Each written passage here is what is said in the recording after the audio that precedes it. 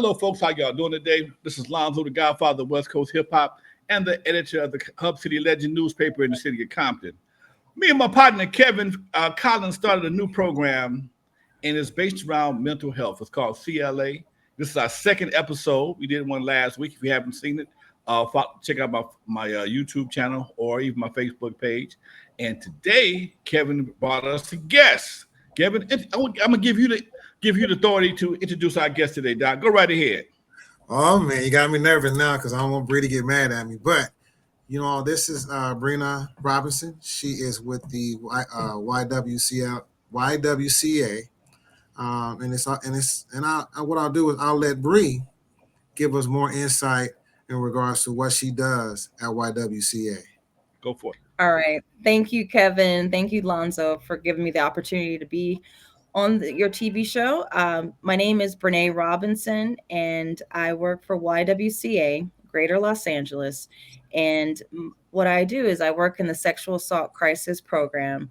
My title is Community Education Outreach Coordinator. And I've been with the organization for at least 2 years strong, but a total of 4 years.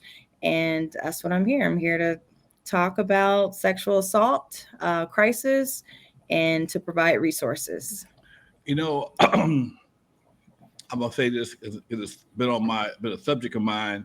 I've had a couple of meetings about this. And before I say that, no man at any point in time has the right to assault a woman. Let's get that straight first and foremost. I see a lot of sisters in Compton on Long Beach Boulevard, ladies of the night, let's put it like that. And I've heard of them having various issues with not only their employers, but their customers as well. How do you address something like that? I can't say they put themselves in that position, but they kind of put themselves in that position. And I know sisters, before I say something stupid, help me. Well, nothing you're saying is stupid. A lot of us just have to get educated along the way and just remember to not be judgmental. It's really important to be able to provide that emotional support, but to also stay non-judgmental. And what we teach is that whatever happened to you is not your fault. Because a lot of times victims feel like it's their fault. Oh, if I would have did this, if I would have did this differently, this wouldn't have happened. If I wouldn't have worn this outfit, this wouldn't have happened. But really, you should be able to wear what you want to wear. And it doesn't matter what the circumstances are. It's not your fault. If you didn't give consent, like a yes, a strong yes, it means that it's just like what you said, sexual assault.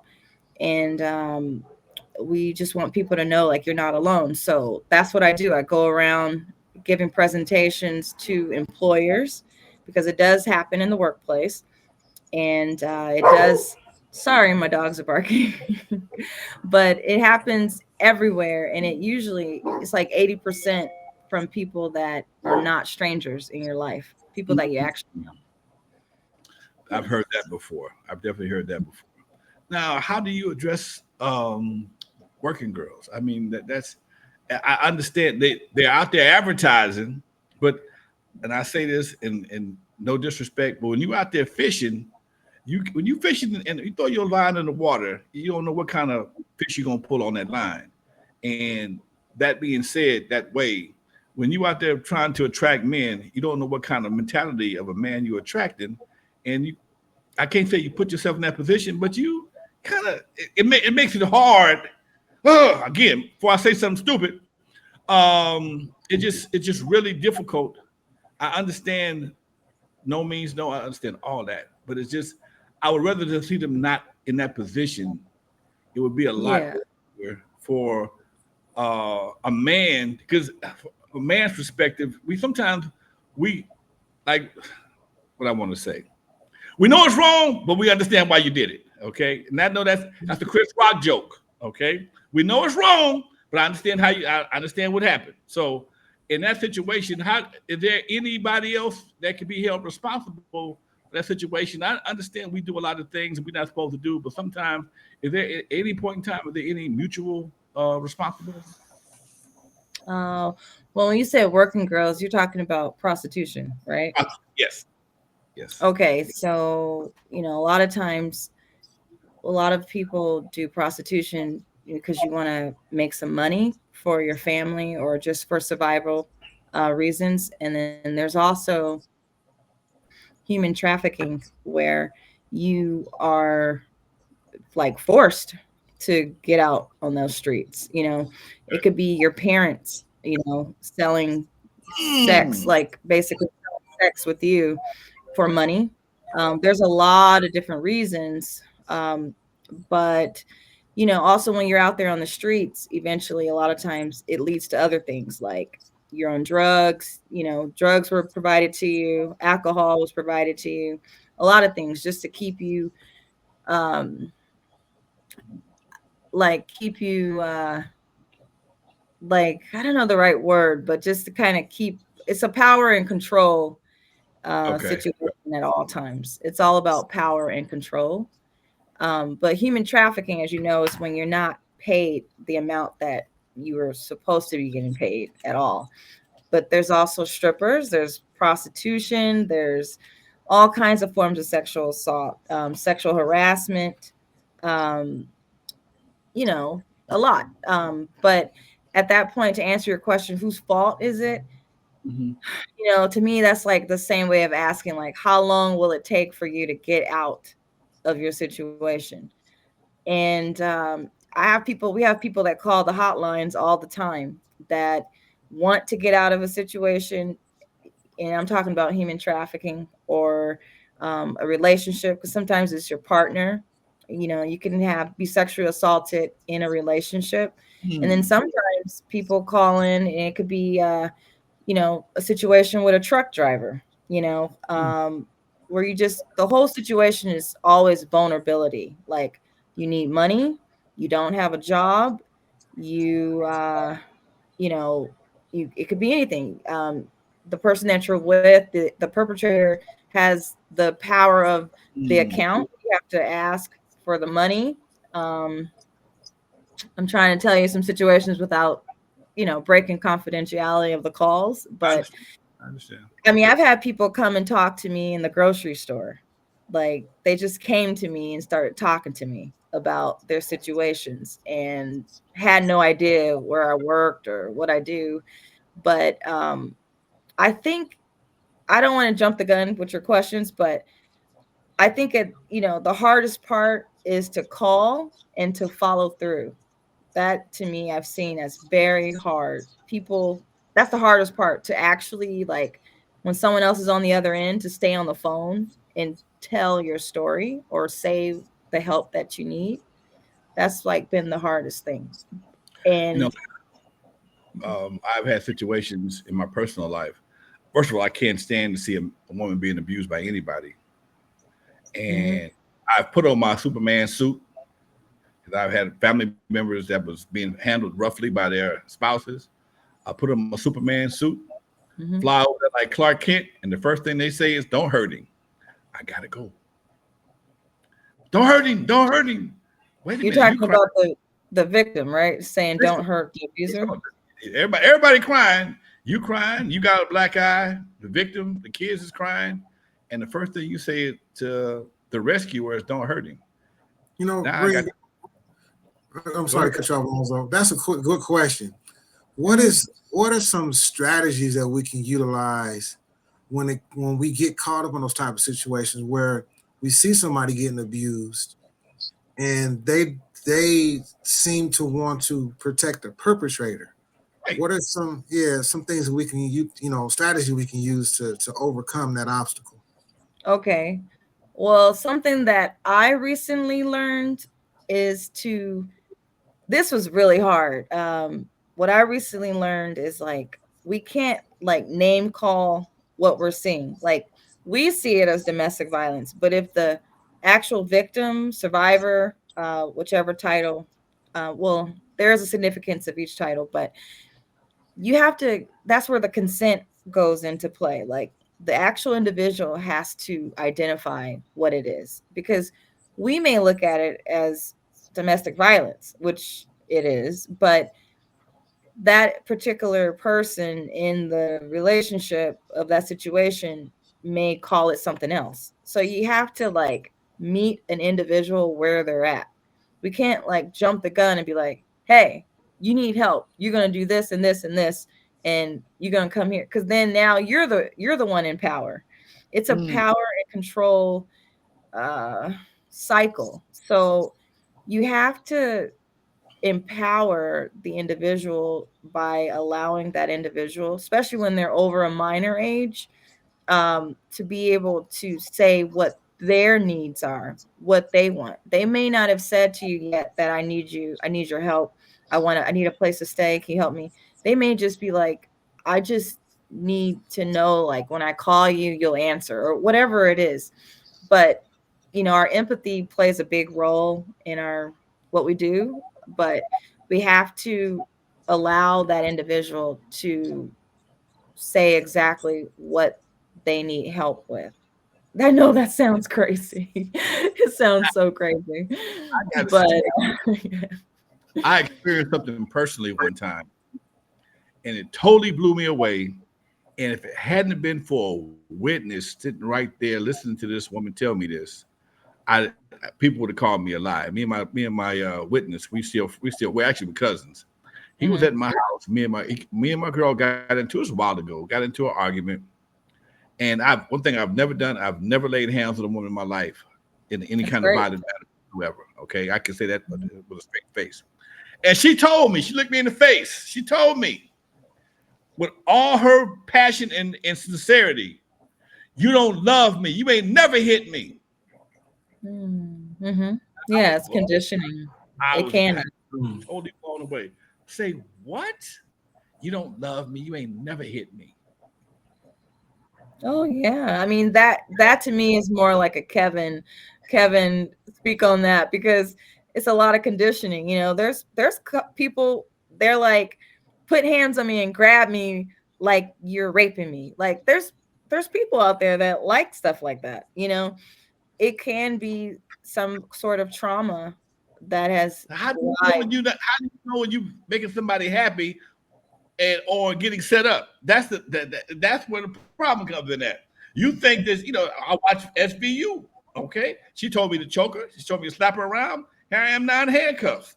I thought we was having fun. She didn't tell me, she didn't say she was being raped. She was smiling at a good time. And now all of a sudden I got a case. So how does a man navigate that situation? Y'all I'm quiet. sorry. I don't Look, know. look, I'll give you look, So I'll give you the biggest one. I've you learned. ask Oh wait, Kevin, I say ask a lawyer about that one. Okay. Okay. Look, I said this way. You know daggone well that whenever you get into a sexual encounter with a lady, and not you, Mhm. Lonzo, I'm just saying this is just me. And she get talking about slap me around. It's like, nah, baby, I got to get up out of here because we already know how the system is set up. Like if I put one bruise, especially light skin, you put one bruise on her, you can call the case. And Yeah. Well, it goes back to consent, and consent changes. It can change within minutes. Like, you may ask someone, "Do you want some ice cream?" And they say yes, but by the time you drive to the ice cream place, they change their mind. They don't want it. You know, it could be something so simple like you have to be okay with yes. Yes is a yes and a no is a no. And sometimes people tell you about yes or no through body language.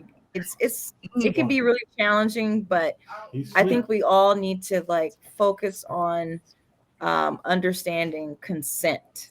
That's the key, consent, and it changes. Just like you said, Alonzo. 1 minute, your previous relationship or your current relationship was okay with the slapping and all this stuff, but then another time they weren't. Yes. So, and that's okay. That's confusing. I came ready to box and you want to make love. This ain't gonna work. Hey, it I is come what it ready to is. get my Muhammad Ali love on, and you tell me you want to be all flappy dappy. He done changed moods on me. Now I gotta go get some roses. Anyway, Yeah. Yeah. We'll get the chains and whips on you. Yeah, and, yeah, and also to what Kevin was saying. Now, I'm not an expert with domestic violence, right? But they go hand, they like intersect with each other's. But a lot of times there are women too that hit guys.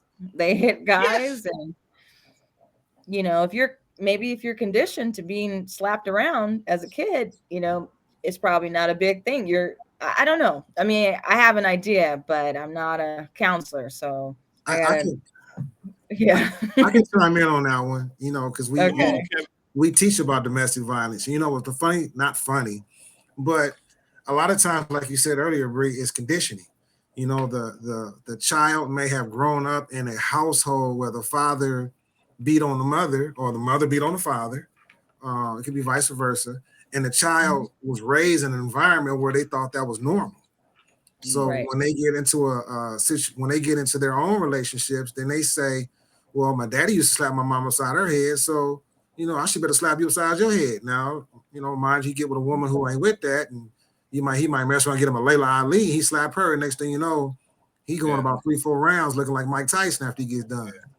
But I mean, that Right. is, yeah, it could be like you said earlier, a conditioning that a person think it's the norm. So it's a psychological situation that you get into where um, if that's what you've been raised around, that could be the way you think a relationship should be.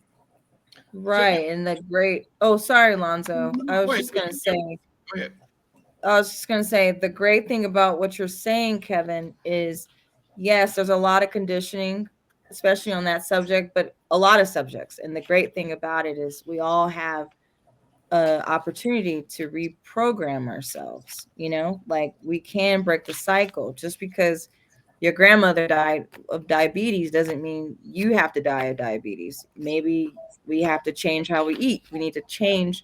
So yeah, it happens a lot. Like people growing up, I've heard that a lot of stories shared to me about this is what happened in our household. We were taught not to talk about it, and that's why, as an outreach coordinator, I'm always trying to make sure the events that I host, they are family oriented, so that way the survivor is coming, right? It's a survivor led event, but it's also like you could bring your child or you could bring the husband, the boyfriend. All of you can come. That's what I'm here for, to help bring those resources, because there are couples that go through abusive situations, but they do want to stay together. And how does that look? You get what I'm Okay, saying? I got Hmm. you. I got you. Now, when you say when you bring doing events, are we talking about private events or public events? Or what we a counseling session, or what we talking about? Man, quit thinking about private events when she start talking about strippers, man. She talking about. Go ahead, Bray. I'm Yeah, sorry. I haven't made it there yet. I do work with police officers, and right now I'm doing public events. I'm doing public events with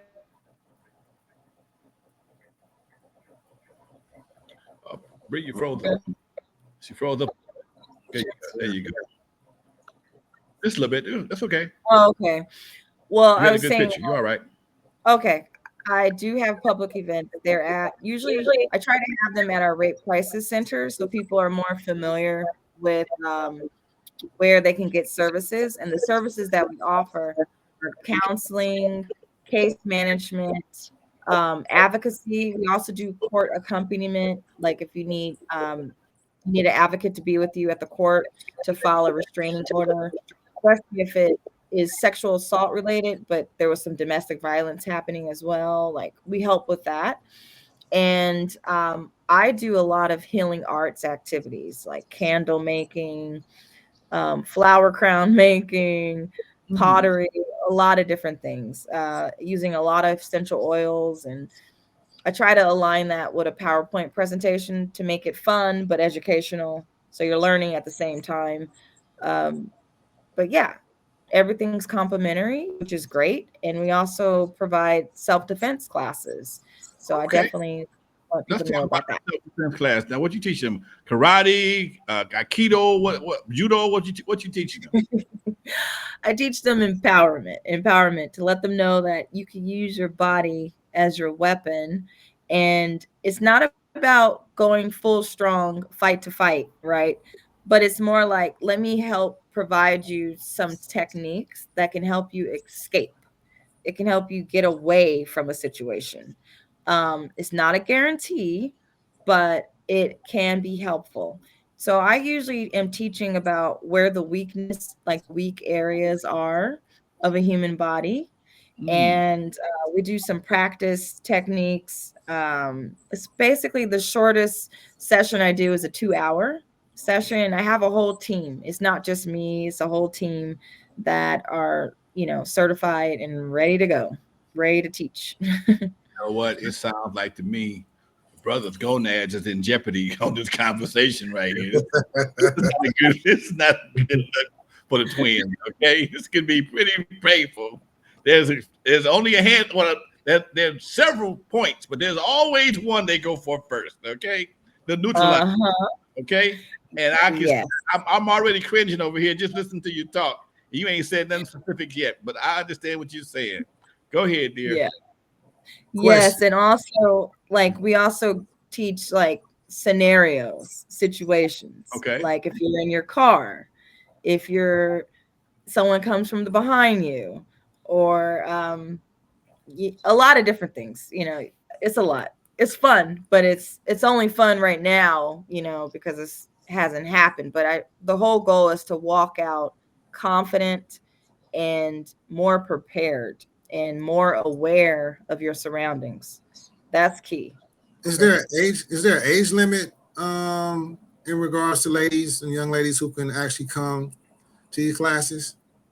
Well, I we teach elderly demographics, we teach people with disability, we teach people that are like teenagers, adults. A lot of women have enrolled into the class. I'm actually booked until January. There's a lot of different bookings, which is great. But our services we provide is from 12 years old and older. Anyone that's younger than 12, we like to what you call it, refer them to an organization that focuses on children. However, if you are a child, depending on your age, and make sure you have a guardian, I can teach you as well. Okay. Hmm. Now I got a question. Do you teach women how to, I say, minimize their potential for being assaulted, but give them some advice on some things, some places, some things they might not want to wear, some places they may not want to go, some things they may not want to say. Because sometimes brothers can get misled. I'm not defending the brothers. I'm not condemning the sisters, but sometimes you think it's a green light and it's actually a orange light. It ain't yellow, it ain't green, but it's orange, and you find yourself in handcuffs because the light turned red. You didn't know it turned red. Ooh, that's great. I feel like you're opening doors for like a male agency to help with the men. But Yeah, the goal for the women yeah. is to Go be ahead. able to, the goal for the women, in my perspective, is to be able to wear whatever you want. Like, it's okay. Like for me, for example, um, when I used to walk past men, like let's say at a gas station or a convenience store or whatever, sometimes I noticed that I kind of wasn't all the way confident when I walked by them. Like there was some thoughts like, oh boy, here we go. But Right. now when I walk by men, first of all, I always treat men with respect. I treat people how I want to be treated. um but I also make sure I'm more aware, since I was more aware of how I was acting before. Now what I like to do is make conversation. Hi guys, how are you, how's your day? I actually really listen to how the day was. That's important. You got to listen to each other.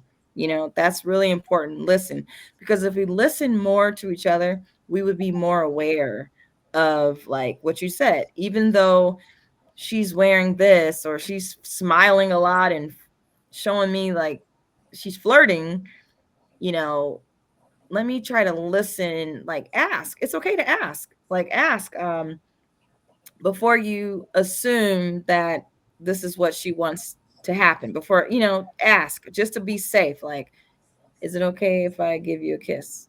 When you're not sure, ask. Could you sign this And document? huh? What'd you say, Could Alonzo?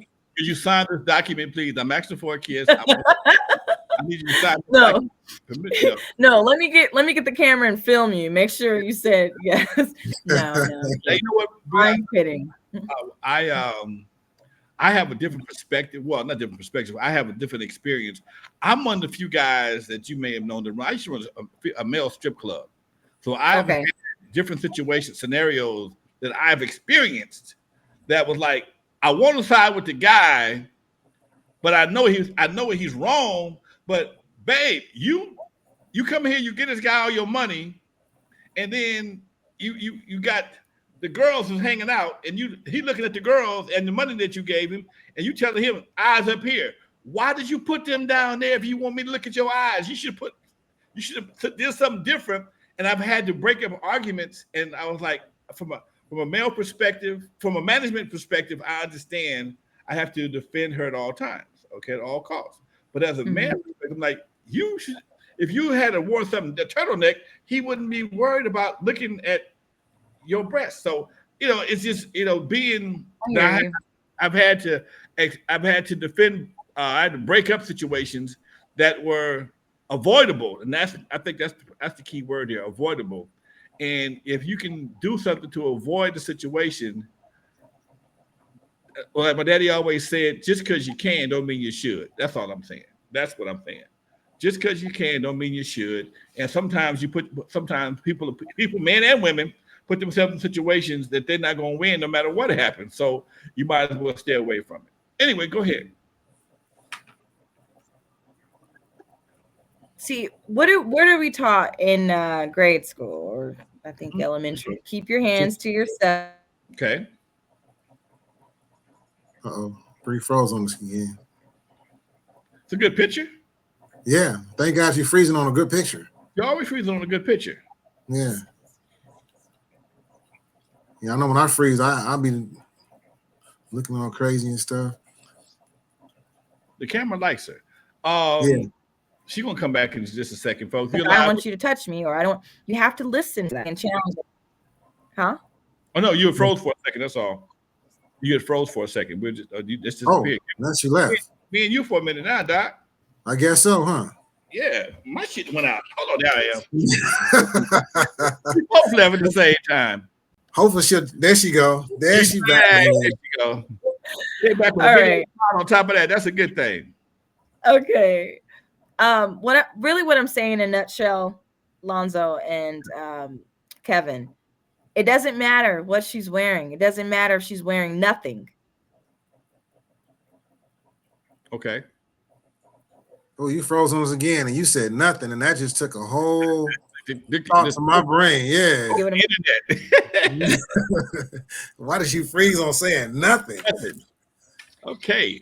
It's about consent. That's what I'm trying to say. Like, even if she's naked, it doesn't matter. Like, it doesn't matter if she answers the door naked.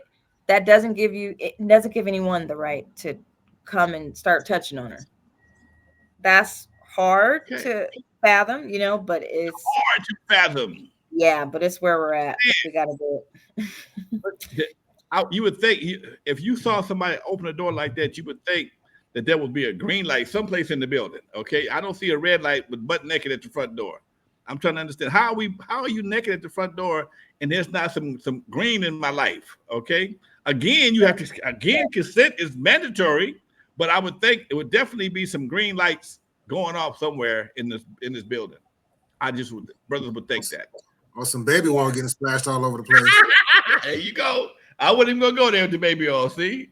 Well, there you go. See, and we are grown. Yeah.